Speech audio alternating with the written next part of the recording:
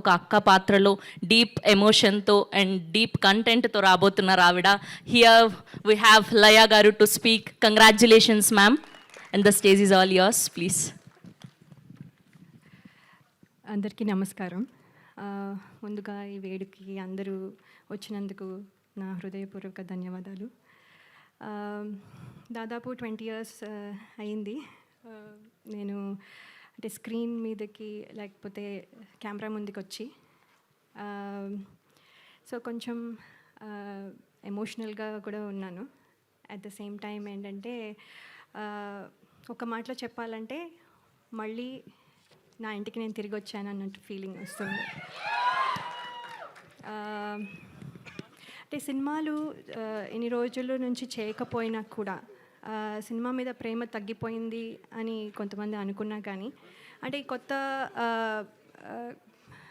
రోల్స్లో మళ్ళీ అయితే కొత్తగా బాధ్యతలు, తర్వాత అనుభూతులు, ఇలా అన్నీ కొత్తవి అన్నీ అంటే ఎదురవడం వల్ల కొంచెం గ్యాప్ తీసుకున్నాను.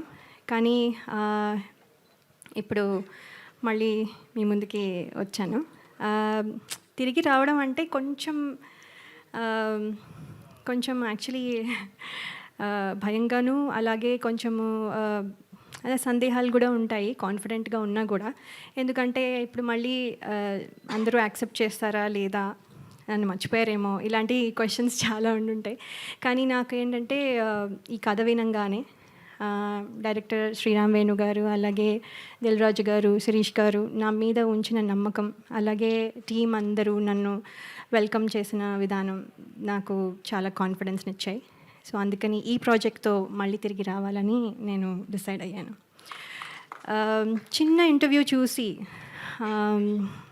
శ్రీరామ్ వేణు గారు నాకు యుఎస్లో ఉండగా ఫోన్ చేసి, ఎక్కడో ఉన్నాను, అందరూ ప్రాబబ్లీ గుర్తున్నానో లేదో కూడా, సో అయినా కూడా ఆయన గుర్తుపెట్టుకొని స్పెషల్గా ఫోన్ చేసి ఒక 2 రోజులు ఫోటోషూట్, అది కూడా రాత్రంతా మేల్కొని ఉండి, అక్కడ డే టైం ఇక్కడ నైట్ టైం కాబట్టి, సో అక్కడ 2 days కరెక్షన్స్ అన్నీ చెప్పి ఫోటోషూట్ అన్నీ చేసి నేను ఇవాళ ఇక్కడ నించుని ఈ సినిమాలో కనబడుతున్నానంటే అంతా క్రెడిట్ డైరెక్టర్ గారికే.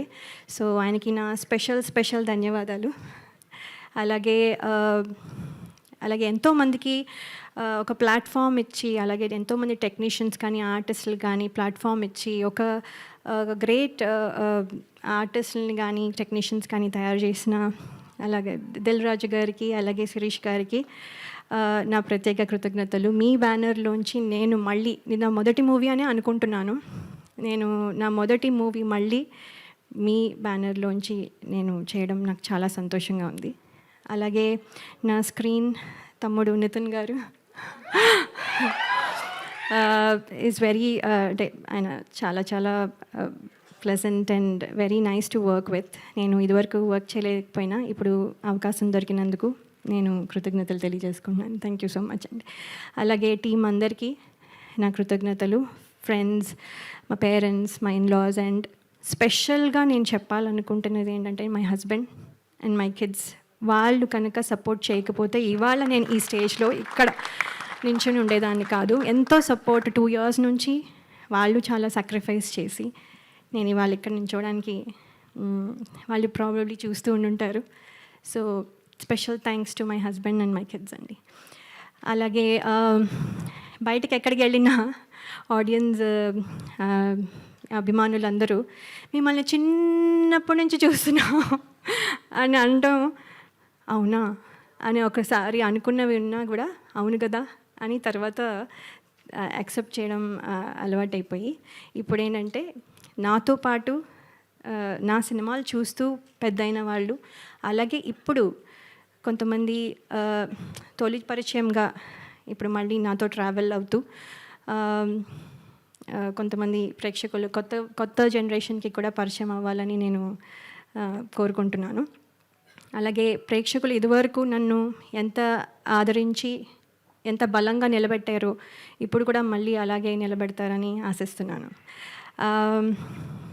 ఇది కమ్బ్యాక్ అయినా కూడా యాక్చువల్లీ కమ్బ్యాక్ రీఎంట్రీ అనడం కంటే నా కొత్త జర్నీ అంటే నా డ్రీమ్స్ ఏవైతే ఫుల్ఫిల్ అవ్వలేదో అవన్నీ ఫుల్ఫిల్ అవ్వడానికి, అలాగే అలాగే అంటే మనము ఏమేమి వదిలేసామో, అంటే ఏమేమి పాత్రలు చేయాలనుకున్నవి ఆ డ్రీమ్స్ కానీ, లేకపోతే ఇంకో రకంగా ఇది ఒక కొత్త జర్నీ, అంటే ప్రేక్షకుల మనసుల్లో నా స్థానం సంపాదించుకోవడం మళ్ళీ, లేకపోతే అంటే అలా అందరూ అభినందించాలి అనే ఒక కొత్త జర్నీ స్టార్ట్ చేస్తున్నాను.